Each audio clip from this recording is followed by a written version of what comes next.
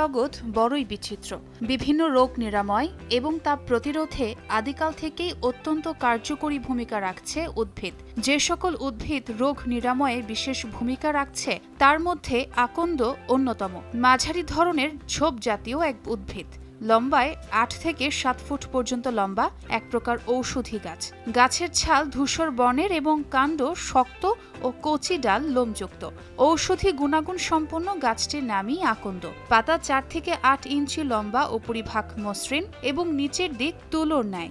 গাছের পাতা শাখা ভাঙলে দুধের মতো সাদা আঠা বের হয়। এর ফুল সাদা বা বেগুনি বর্ণের।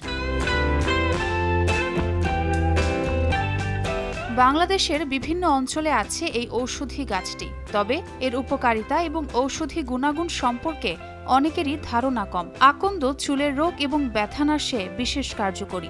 দাঁত এবং টাক পড়া নিবারক এই ঔষধি গাছটি। দাঁত ব্যথা দূরের জন্য আকন্দের কষ তুলায় ভিজিয়ে ব্যবহার করলে ব্যথা উপশম হয়।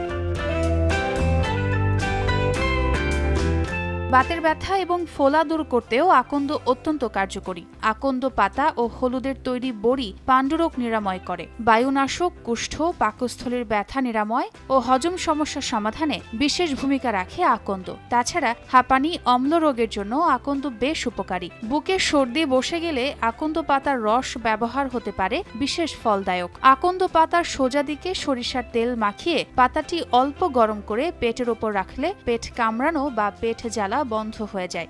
আকন্দ পাতায় সোজা দিক ঘি মেখে ব্যথার জায়গায় বসিয়ে লবণের পুঁটলি দিয়ে ছেঁক দিলে নিউমোনিয়া জনিত বেদনা দূর হয়। অযত্ন অবহেলায় বেড়ে উঠলেও আকন্দ চাষ উপযোগী। এটি চাষের ক্ষেত্রে মে জুন মাসে ৩ থেকে ৪ ফুট দূরত্বে আকন্দ গাছ লাগানো ভালো। এটি মোথা ও সাকার অন্যান্য অংশ থেকে বেশি বংশ বিস্তার করে। সাধারণত শ্বেত আকন্দ এবং রক্ত আকন্দ, ছোট এবং বড় এই দুই প্রজাতির আকন্দ পাওয়া যায়। আকন্দের ফুল, পাতা, শিকড় এবং আঠা সবচেয়ে বেশি ব্যবহৃত হয়ে থাকে। তবে বিশেষজ্ঞদের মতে আকন্দ বিষাক্ত বলে এর থেকে তৈরি ভেষজ ওষুধ ব্যবহারের মাত্রা এবং পরিমাণের দিকে বিশেষ সাবধানতা অবলম্বন করা উচিত।